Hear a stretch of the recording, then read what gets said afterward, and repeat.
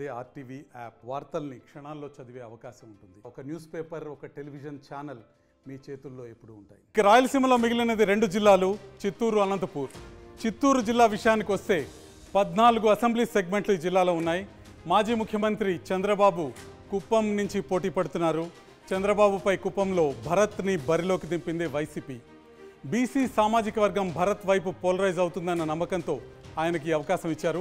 గత 4 దశాబ్దాలుగా వరుస విజయాలు సాధిస్తూ వస్తున్న చంద్రబాబే ఈసారి కూడా కుప్పం నుంచి గెలిచి అసెంబ్లీలో అడుగు పెడుతున్న విషయం మనకి స్పష్టంగా కనిపిస్తుంది. వైసీపీ బీసీ వ్యూహం సక్సెస్ అయితే చంద్రబాబు మెజారిటీ కాస్త తగ్గే అవకాశం కూడా కనిపిస్తుంది. ఇక జిల్లాలో మరో హాట్ సీటు పుంగనూరు. మంత్రి పెద్దిరెడ్డి రామచంద్రారెడ్డి మరోసారి పోటీ చేస్తున్నారు.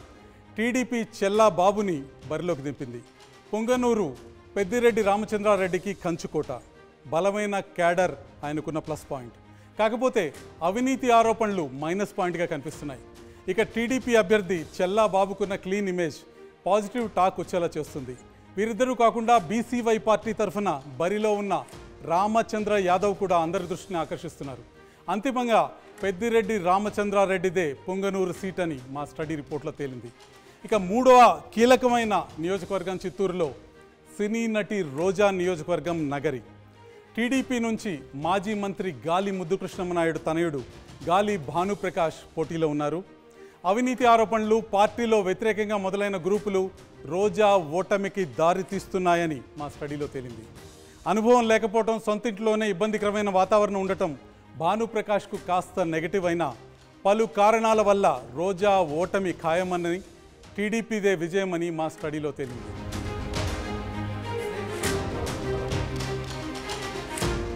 చిత్తూరులో ఉన్న 14 నియోజకవర్గాల్లో ఏ పార్టీ ఎన్ని స్థానాలని కైవసం చేసుకుంటుందన్న వివరాలు స్పష్టంగా మన ముందున్నాయి.